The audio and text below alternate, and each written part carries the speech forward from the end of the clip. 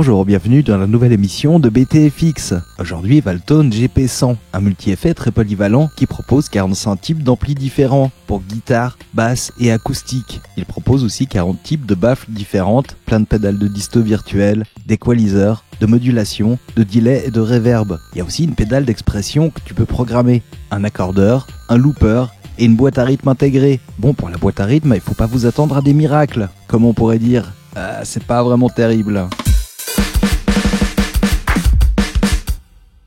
Et en plus, quand tu te dis qu'il y a un looper, tu te dis « Super, je vais pouvoir mettre une batterie dans ma loupe ». En fait, la bonne blague, c'est que la boucle n'est pas synchronisée avec la batterie. Il faut vraiment être ultra précis pour que ça marche pendant quelques mesures. Une super intention, mais ça marche pas vraiment. Et apparemment, ça fait carte son, mais j'ai pas essayé. Selon les dires, ça ferait beaucoup de buzz. Mais tout dépendra de notre installation électrique. Donc cette pédale est spécialement conçue pour brancher en direct-in dans la sono. Utiliser les amplis virtuels, les baffles virtuels, et les pédales de disto, delay, reverb et modulation. Un test qui a été finalement très compliqué pour moi. J'ai d'abord viré tous les câbles, tous les baffles, pour pouvoir y brancher dans mon ampli. Le rendu est vraiment pas mal. J'ai donc modifié une trentaine de presets en enlevant les câbles, en utilisant les amplis virtuels, distorsion, un petit peu de modulation, de la reverb et du delay. C'est vrai que j'aime pas du tout comment il gère le delay, la reverb et la modulation. T'as un petit potard virtuel qui fait juste la balance, le dry wet, avec un seul potard. C'est vraiment pas très pratique. Et le rendu est pas... Comme je vous ai dit, c'est que mon avis. Pour moi, le grand point fort de cette pédale, c'est les distorsions et les amplis virtuels. Vous aurez des grosses imitations de Marshall, Fender, Mesa Boogie et j'en passe. Un rendu net et très précis. Et évidemment, tu peux t'amuser à la programmer. Tu peux faire des trucs de ouf avec. Étant donné que je l'ai testé pendant quelques heures, j'ai pas eu le temps de tester toutes les fonctions. Donc ce sera juste un petit aperçu de ce qu'on peut faire avec cette boîte. C'est vrai que pour 120 balles, ça vaut vraiment le coup. Des modélisations d'ampli, des pédales de disto, reverb, delay, modulation et même un noise gate, pédale d'expression, sortie casque, entrée auxiliaire, carte son et il y a même l'alimentation qui est inclus avec. Apparemment, on peut tout le programmer avec un logiciel très facile à utiliser. Et bon, il n'y a pas de bouton on-off dessus. Mais bon, ça reste une pédale très pratique si vous voulez pas prendre avec vous en concert votre tête d'ampli et votre baffle qui pèse au total 50 kg. C'est clair que tu y réfléchis à deux fois. J'ai bien rigolé quand j'ai testé la boîte à rythme. Tu te demandes où ils ont sorti ces rythmes, surtout avec leur appellation. Bref, voilà un petit aperçu. Relativement complexe à programmer, cette pédale vous propose des sons incroyables, spécialement pour les amplis virtuels et les distorsions. Et maintenant, on va passer au test.